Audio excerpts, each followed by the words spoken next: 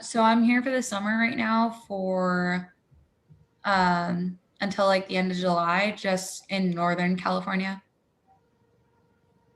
Is that where your family is from? That part of the Yeah. which city or town? So they actually just moved here. Our hometown is Turlock, California, which is more in like the Mid Valley area. But they just moved into the town's called Watsonville, but it's in like the Aptos area, which is close to Santa Cruz and Capitola as well. Oh, okay. Yeah, so Mhm. we now have Evelyn on board, the real Evelyn. There was someone else called Evelyn that logged in, but the other Evelyn is, the other Evelyn was quite a bit older and sort of not as good looking. So, no offense. Anyway, we now have two Evelyns here, which is interesting. Um, anyhow, I will start the slide as I quickly, before these track talk things, I quickly just really rush, making a making a slide, uh, for to get, to prepare for these track talk things because the slides, I sort of put them together really quickly and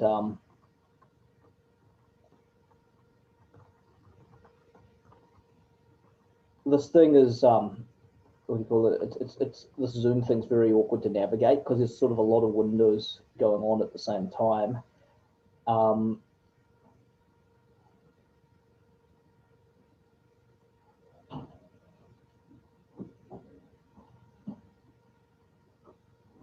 just okay, here we go. All right, so this is the presentation. So today's edition of Speed Talk Sunday with Pinoyathletics. We have two athletes here, the top two athletes in the women's javelin today. We have Cerah Moren, the Philippine junior record holder in the javelin, and Evelyn Palabrica, the 2017 SEA Games bronze medalist in the javelin. I mainly just prepared for Cerah, but like we can ask Evelyn some questions as well. Thanks for tuning in. So there's a presentation.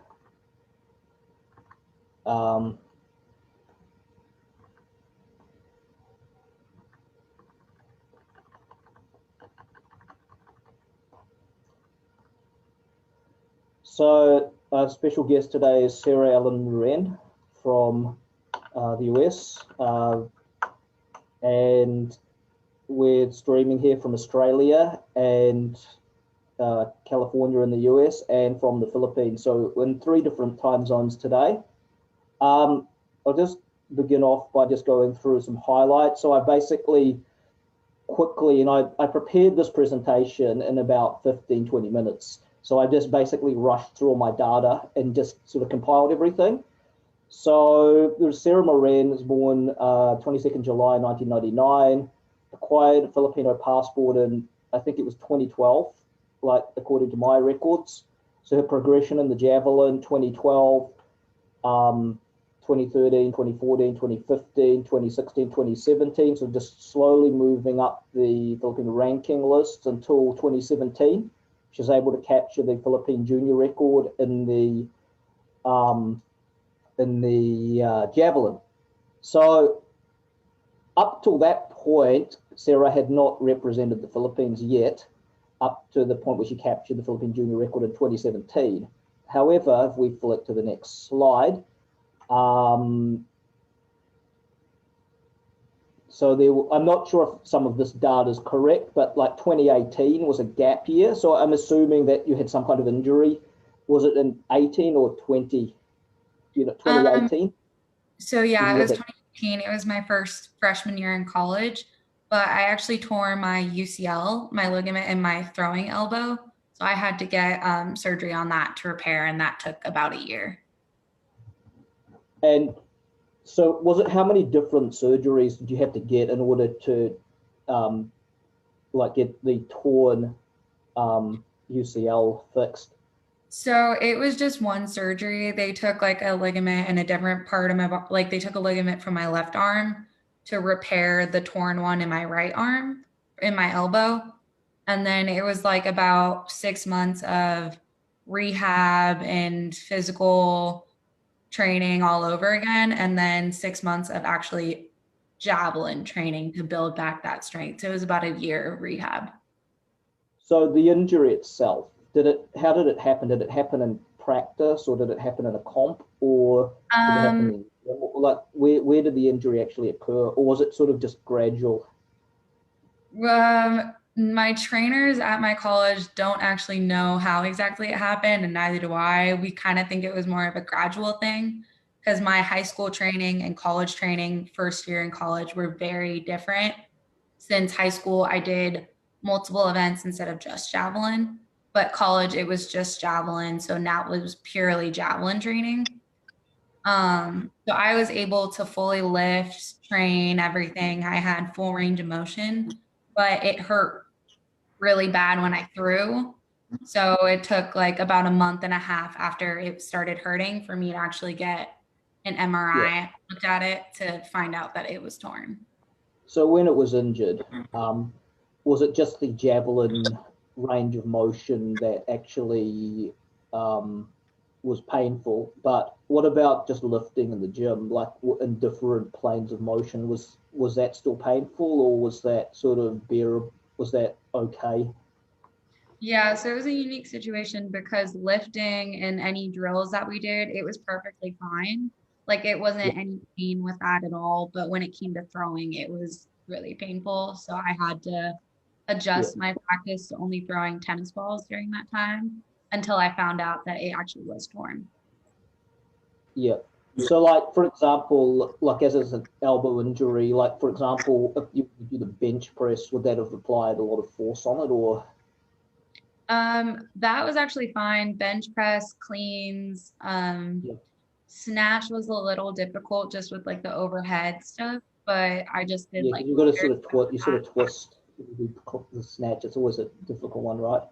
Yeah. Um, so the pushing motion wasn't so bad. It was more the sort of the extension or the extension, like sort of I guess as you see in this photo of you throwing the javelin when you're a bit younger. Like, is Yeah. it this sort of motion that aggravated it? You know, your elbow, your arms extended rather than compressed like a bench. It's sort of like that extension of the elbow, which is the extension and then the follow through, I guess. I mean, I'm not, like out of all the events I coach, I really, honestly, I know really next to nothing about throwing. It's like the event, the other day I had to teach some kids how to throw the discus.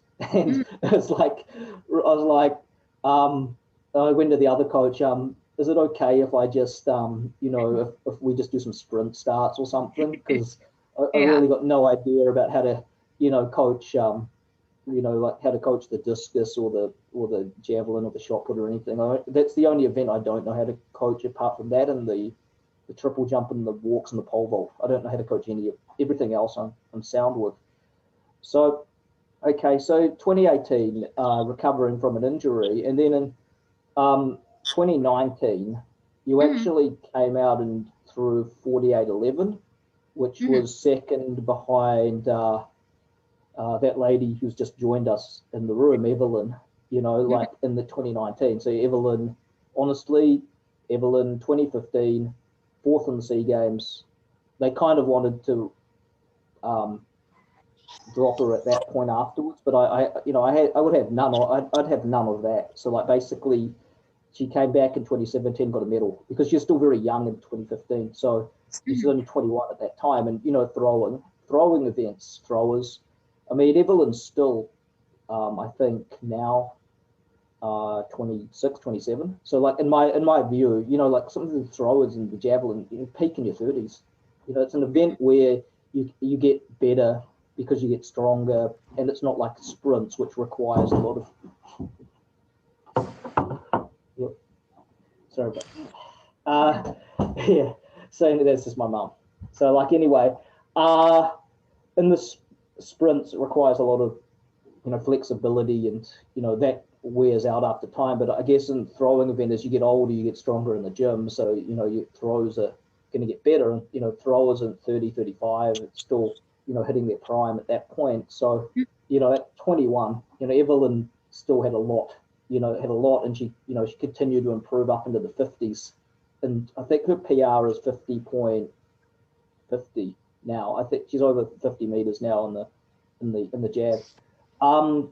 Yeah, so anyway, you ranked second in the Philippine rankings, and actually the 48.11 was the SEA Games qualification for 2019. So, my next question is probably going to be along the lines of, was there a reason why you didn't want to really participate in 2019, which was, I think it was held in, off the top of my head, about December or November.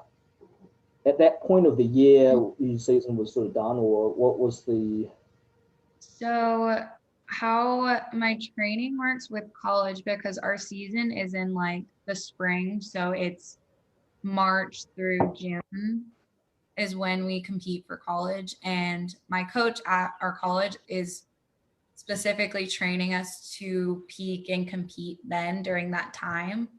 So in December or this November to December, at that time, we barely started throwing for the year, and it was really just drills and everything. So if I did go to compete, I wouldn't have been at like top that 48.11, because that 48.11 was like during the peak training time.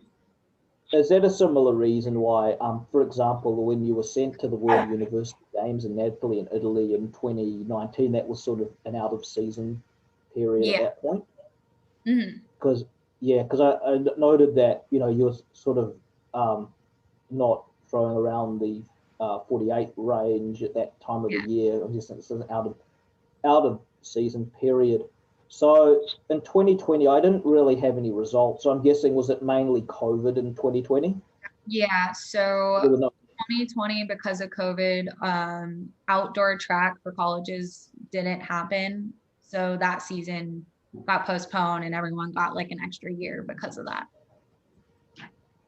So in 2021, you've come out and you have had a slight improvement on your 2019 PB of 48.24. And due to this being a COVID year, that's sort of like the top of the Philippine and Cerah rankings at the moment. Like, in saying that, though, I mean, the Thai athletes are having their championships on June the 29th, so nobody from Thailand or Vietnam has really competed yet. There obviously, because of COVID in Southeast Asia, there's a lot less competitions available compared to what is now available in the United States. But I'm guessing in the US, there's still a lot less meets than there'd usually be. But compared to a lot of other countries in the world, the US is still fortunate to have like leagues, the collegiate NCAA still up and running, even with various restrictions in place. So my next question is, fast forwarding to 2021, with the SEA Games in 2021, is that something that you would perhaps be looking at for this year? It's a possibility. It just depends on if I'm able to get in meets like during the summer right now to try and hit that qualifying mark. Because if I don't have any more meets, then I'm not able to do that. So I can't. Yeah. So, because I was actually chatting with another Phil American athlete. I think with a few actually. The first one was Zion Nelson. Obviously she had a bit of a hamstring problem earlier in the year, so she got relegated. She's at USC, and like USC's got a lot of quick women there, like Angelis and Trinisha Terry, and all these girls running high tens and low 22s, and Zion is a low 23 and a 11 and a half kind of girl. So she basically didn't start off very well in the season and tweaked her hamstring. So then she got relegated to just relay duties, just in the 4x1, the 4x2, 4x4 as backup. So she didn't have any individual racing for the whole year. and she advised, her family advised me that, she's just going to be competing in Florida in June just to try to, hit that, mark, because obviously she's got not Richardson's, just internally to compete against, who've all already hit the standard for the 100. So she's got, like a lot of competition for that 100 spot. So she'd probably be going for the 200 because only one's hit the 200 mark. So then I had another guy I talked to from UC San Diego, Nolan Crespo, and he's run 1072, and he's basically talking about finding meets in California, Los Angeles, because he's teaming up with Coach John from EW Speed, and I think he's based in California, like up closer to Los Angeles, and they're looking for meets at the moment. So I know, yeah, like I mean, with sprints, I think those events are all readily available. But in regards to javelin, have you seen how many meets are actually available in the like in the summer? So I haven't completely started looking into it yet since my college season just ended. So I'm trying to take care of like minor injuries right now. And then once I go over that and kind of get back in shape, um, I believe there's a few all comers meets nearby. And I think it just depends on who's hosting it on if they're going to run the javelin or not. Yeah. So as of now, the only female athlete that's hit over the Cerah standard is Shiloh Nelson. I think Shiloh Nelson. She got the shot put bronze standard the other day, but I'm not sure how lenient the PSC of Patapa is going to be towards athletes who are kind of close to the standard. So I'm not sure what the situation is there. I guess it depends on the number of slots that they're allocated, but from what I've heard, the entry by number, which is where you declare the maximum number of athletes that you're going to send to the SEA Games. They had total submission of 63 like slots, and I think it was 38 men and 25 women. As of now, about 12 women have hit over the bronze mark, or 10 to 12 women have hit over that bronze mark, not including the relay members. So I'm not sure what the final lineup is at this point. But what I'm saying is that the 5180, if we look at 5180, which is from the last Southeast Asian Games, because some of these women from Thailand and Vietnam are throwing in the 54, 55, 56, even 53 to 56 range. There's about three or four of them. So, like obviously, in order to hit a standard or to get close to the standard, it's going to require almost, because the cutoff for the qualification is, I think, sometime in September as well. So in order to hit a qualification, it's around a meter a month, based off the comparison to personal best. Mm-hmm. But do you feel that?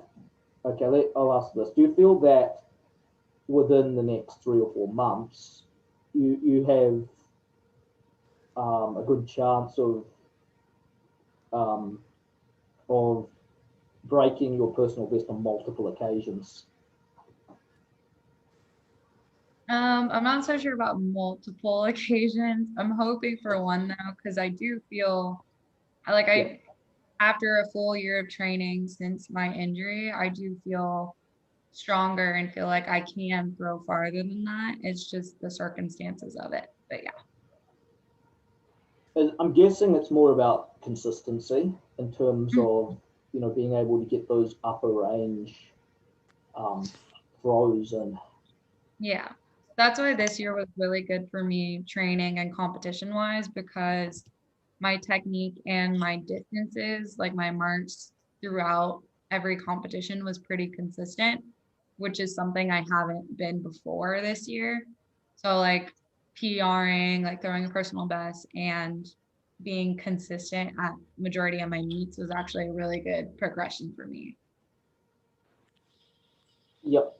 I mean, did you feel that when you threw 48.24 that was peaking, or did you feel that that was like it just like a good throw, and there's lots of other good throws in there in terms of the that season's personal best throw? That when was that? Was that in March or April or May? I have to. Um, it was actually it was in May. It was a couple weeks ago. It was at our conference championships at USC this year.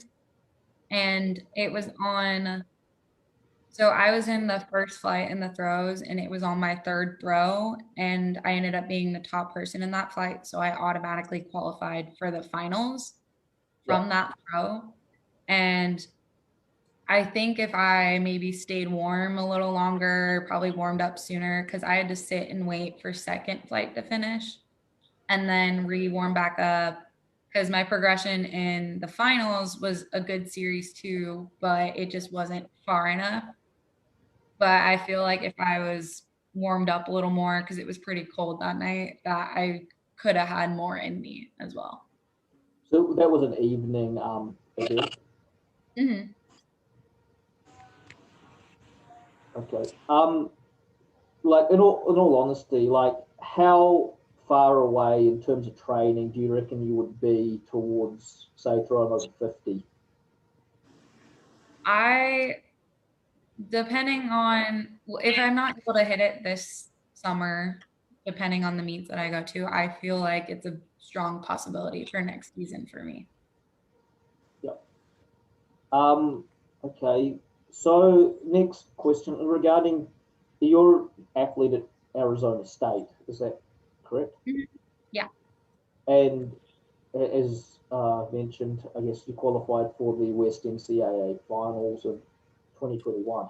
Um, Obviously, the PR came before that, but was there nerves like that? That's your first time to compete at the NCAA final, the West NCAA finals? No, it was my second year there.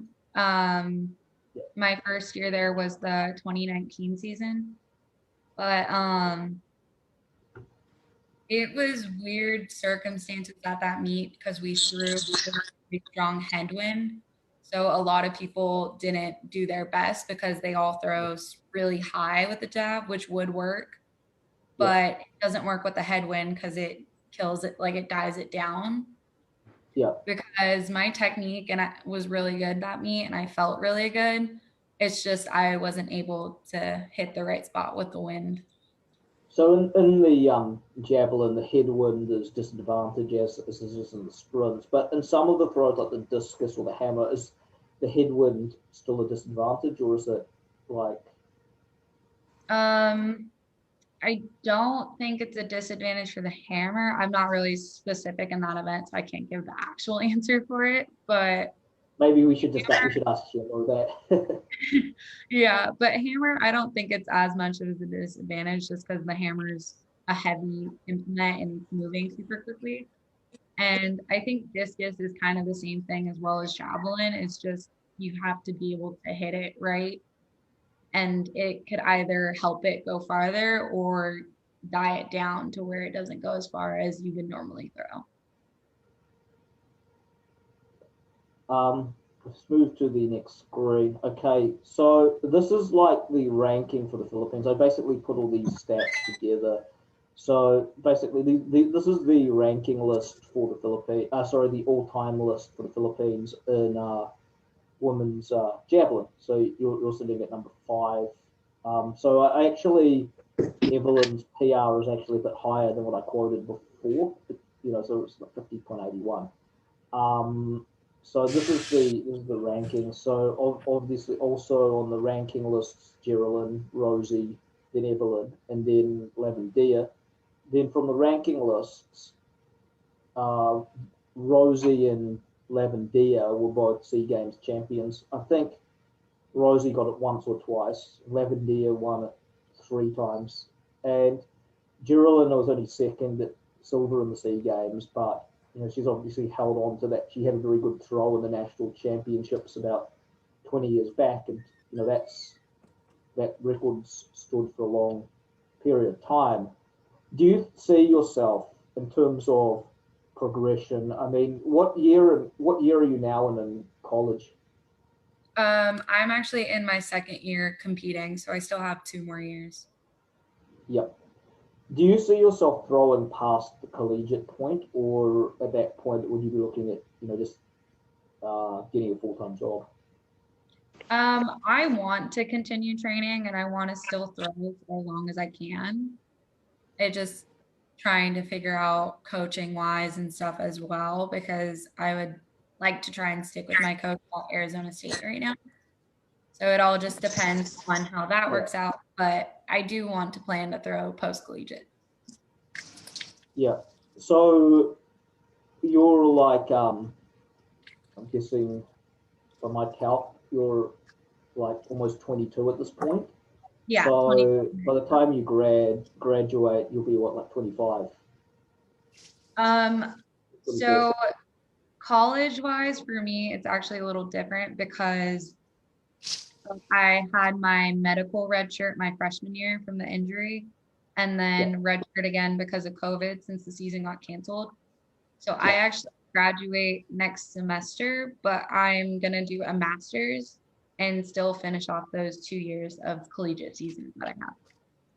Oh, okay. So in other words, you've been at college for 3 or 4 years now, or I've been there for 4 years yeah, now, and then I'm going to be but you've here only for, had two playing years because of the injury. You've only had two yeah, playing years as a athlete in the NCAA.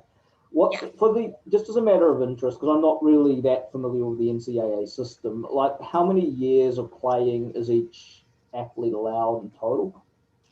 So for every sport, it's different, but for track, we get 4 years.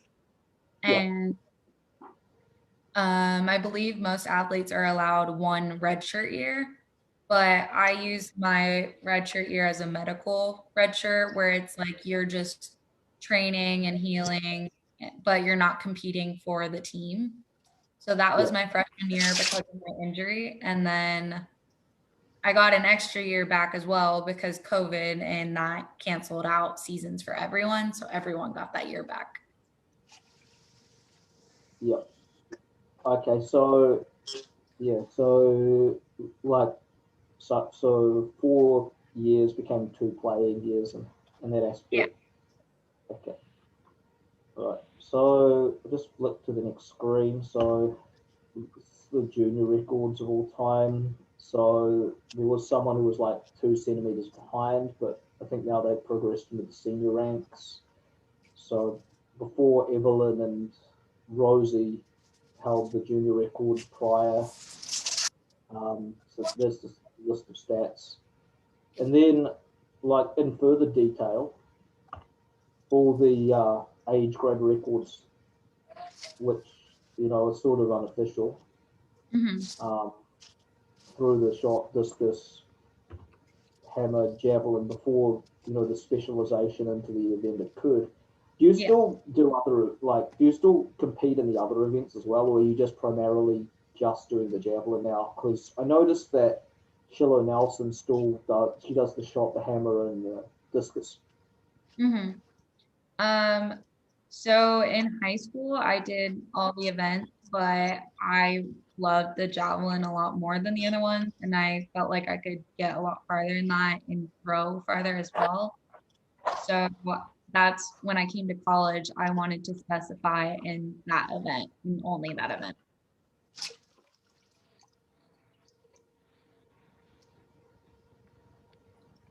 Okay, so I've just got a few more questions. I'm not sure if Evelyn would like to ask some stuff as well, or I might ask Evelyn some questions as well. I'll just bring up my query questions. I'm not going to display them on the screen. So I'm just making sure that we've already covered some of the questions I was going to actually ask in the discussion anyway. So I've just skipped through them. So I already asked regarding the injury. I already asked about the course of the year you're in. Um, competing at the World University Games. I might just elaborate a little bit further on that. So the World University Games, I understand that, was that your first international meet? Yeah, it was. It was through the Philippines. I've gone to a couple other meets internationally, but it was kind of just on our own meets. So But yeah. when you went to the other meets, you weren't actually representing a country when you joined the prior meets, right?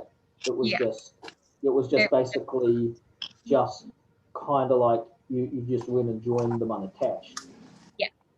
Yep. So yeah, when you went to the World University Games, obviously you went into the World University Games and you're out of the season and through 35. Um, what was the atmosphere like at the World University Games? Because I mean, I've only, like I have not competed at that high level, but Mhm. like what was it like competing in Napoli, Italy? Um, I actually really enjoyed being in the atmosphere. I really love to travel, so being there and sightseeing and stuff, and as well as training and getting to compete and what I love, it was actually really fun to do. But I think what happened at that meet was it was the end of my season. It was my first year back off of being injured, where I was kind of inconsistent all year. And I think at that point, my body kind of just hit where it was like, okay, I'm done for the year. I need to relax now. Like I wasn't at the best peak Yeah. strength level that I would really be at during. So you threw like 35, but you had thrown 48 leading up there. So honestly, yeah, that was why you're deserving of selection for that meet. My query is, if you had thrown 48, how much higher would you have ranked? Because I think you finished about 11th in your qualifying pool. So if you had thrown the 48, how much of a difference in terms of ranking would that have made? I'm not sure because I don't remember the other girls' marks from that meet, so I would have to look back and see that. Yeah. Okay. So I've asked about C games, leaving C rankings. Um, oh yeah, you mind like these like this question's a bit different, I guess. Like and also I was just asking some gym stuff. You might mind asking what's your height? I'm 5'3". Okay. Yeah. Yeah, so like not Evelyn, like Geraldine was around that as well, maybe even a bit shorter. So like Geraldine threw 53 in the Yeah. jab. Actually, Javelin was extremely strong in the upper body in the bench press. She was just extremely strong in the upper extremities when she was active. Um, and so in the gym, what are your best lifts? Like what lifts are you primarily good at in the gym? What are your better lifts? So how our training works, we kind of do a mix of everything, but when it comes to upper body, we focus more on flexibility and technique than strength for our training. But we focus mainly on cleans and squats, and then we'll do like accessory stuff in between, which is like our jab technique lifting that we do. Oh, okay. So not so much on the bench, more stuff on movement type Mhm. exercises. Do you Yeah. do a lot of medicine ball work? Yeah, we do when instead of because we throw twice a week for our training, but since we still need to work on the drills and stuff, we do kind of the similar stuff with the throwings, but we'll do it with med balls instead, or we'll throw softballs instead. It's the same technique and everything, just less pressure on our arms. Okay. Um, okay. Before I ask questions about the Philippines, like who are your sporting heroes in javelin? Um, One person I looked up to when I was growing up throwing the javelin was this one US pro thrower right now, Kara Patterson. And I would see her. Well, actually, she goes by Kara Winger now. She got married, but she was someone I looked up to a lot. throughout high school and everything. And whenever we traveled for meets and there was pros competing, she would be there. So I kind of like introduced myself to her and got to know her a little bit like in person as well, which is really fun. Yep. So how good was she in the javelin? Is she throwing now, or is she retired, or is she still? She's still throwing. She actually recently got off I believe it was an ACL injury, so she just started competing again this year after her rehab for all of that. How old is she now? That I don't know. She was in her 30s, I'm guessing. Or I believe so. Yeah, I would think so. She used to have the US record for a while until this year because one girl broke it at one of the meets this year. okay, so these are just my last three questions for today. These are all related to the Philippines. So, first question is: your mother is Filipino, right? Yeah.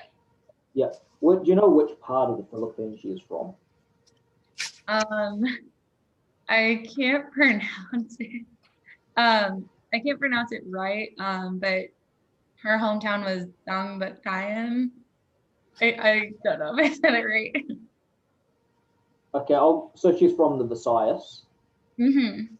I'll go through some places in the Visayas and we'll see if we can figure it out. So I'll go through the places in the Visayas. So first, Cebu, Mm-mm. not that one. No, Okay, Dumaguete, no, Iloilo. no. She's here. I can ask her. You can, you can. Yeah, I can tell her to come down. Yeah, okay. Okay.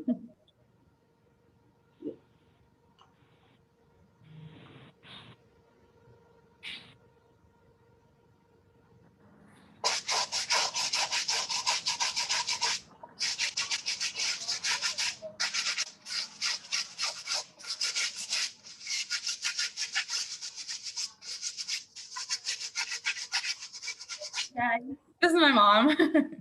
Hi, hello. Hi. Hi. So I was just wondering which part of the Philippines you were from. There was just one query. Oh, I'm part of Cebu City, but I'm on the north side, the tip of it. It's called Daan Bantayan. Tampa. Yeah, because I was chatting with somebody from Cebu the other day, and there's like on the northern tip, above the northern tip, there's like a little island. So before the island. It's just a town. It's not an island. Yeah. It's like a 2 hour drive from the Yeah. city, which is Cebu. So is it pretty much Cebu province? Yes, it's Cebu. Awesome. That's so cool because Geraldine is from that same place as well. I think Geraldine is from um, Cebu as well. Yeah, I'm like in a little town, the end of Cebu City, which is just Yeah. a rural town. Yeah. Yeah, because I was just saying that like Javelin Mandaron, who holds the Philippine record in the javelin, is also from Cebu Province. I'm not sure Oh. which Cebu Province, but I know she's from Cebu Province. Uh-huh. Not from outside. She's from Cebu Province. Yeah. Awesome. So, these are the last two questions I have regarding the Philippines. Do you have a particular favorite Filipino food? Um, we visited the Philippines when I was like really young, before my youngest brother was born, so it was a very long time ago. And Yep. I ended up having a snack. It squid flakes. I don't know the actual brand name of it, but it was squid flakes. And we came back from the Philippines with like cases of it because I was obsessed with it. What type of snack was it? Um, hold on, let me ask her again because she might know the brand. Okay. Do you remember what the brand of the squid flakes is? You know what? I don't remember, but I know it's not from a lot of times they're Korean and Chinese, but this one is actually from made in the Philippines, which is in Cebu City proper. There's some company that's making those squid flakes, just like the Cebu chicharron. Oh, okay. So it's not. It's a savory snack. It's not like a. It's not like a cake or a sweet snack. It's like a. It's No. like similar to the chicharrones. Yeah. Yeah. It's Oh, similar okay. So to that, that. like Yeah. dried pork. Uh-huh. Or interesting. Cool. So Yeah. that's all good. So you said that you've been to the last time you went to the Philippines, you were quite young. Do you remember what age you were when you went there? Did you I visit school? actually we went the last time I went was last Christmas. We went for 2019. 2019 before COVID. Yeah. We Yeah. went there for it was just me and my mom that went. It was for like a family reunion slash her sister's birthday party. So it was just meeting up with relatives. Or, Yeah. Relatives, family parties. Yeah. oh, okay. And which part did you go to? Did you just visit Cebu, or did you go around to the other places? We were in her hometown a lot and then we went to a bunch of resorts and We went to Malapascua Beach Resort, which is also part of the end of Daan Bantayan, which is a popular beach resort in Cebu Yeah. also. Yeah, the other day I had this guy, and he was from the Philippine Sports Commission, and he was showing me videos of him sitting on a beach, and it was like it's like on an island which is north of Cebu. I Yes, think I'm just having a look now to see if I can find it on the map. He showed me this, and it was like a really small island which was uh, north of Cebu. Um,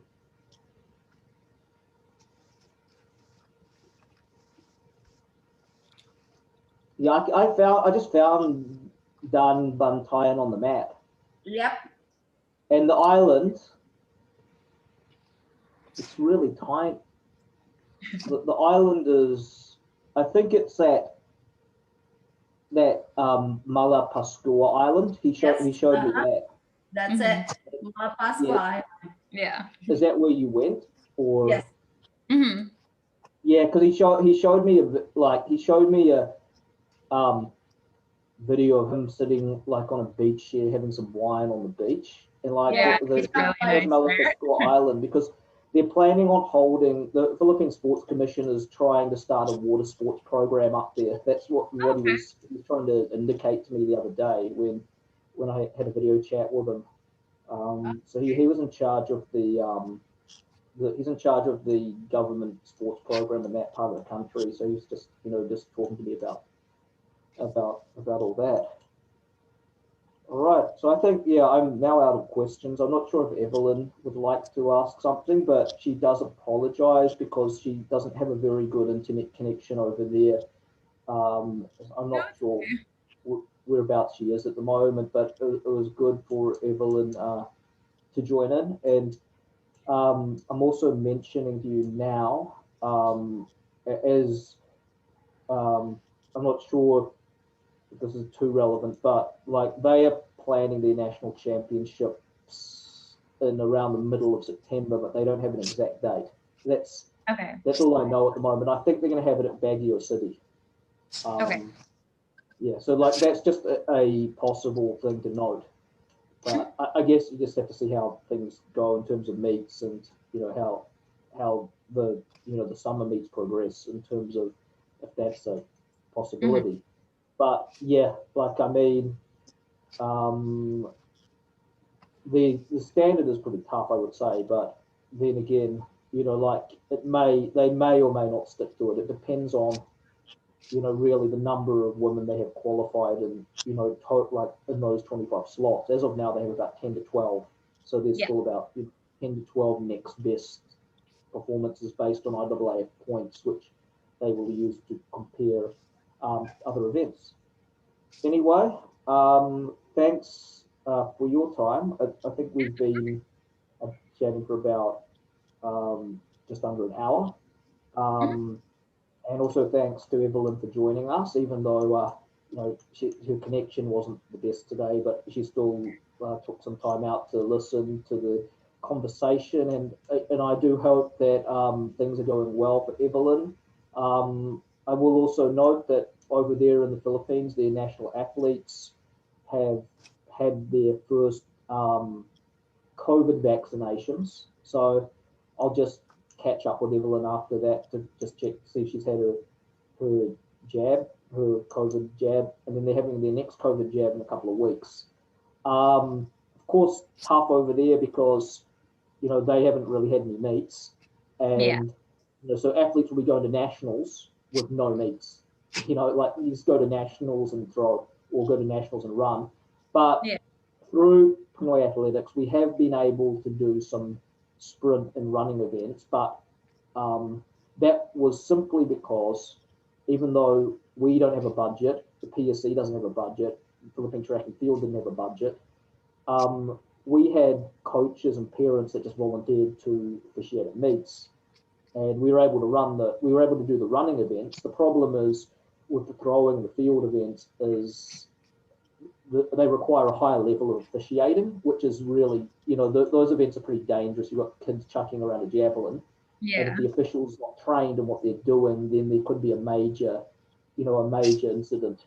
So we weren't able to, unfortunately, hold throwing events, but if we were able to, we would have loved to have held them. But yeah, I'm just hoping that things are going well for everyone over there with their training. Anyway, again, I'll leave you to it. Again, thanks once again for taking time to chat with us today. Yeah, of course. Thank you for having me. Okay, thanks. Okay. So yeah, good luck with the events and just keep us updated. Will do. Thank you. Thanks. Okay.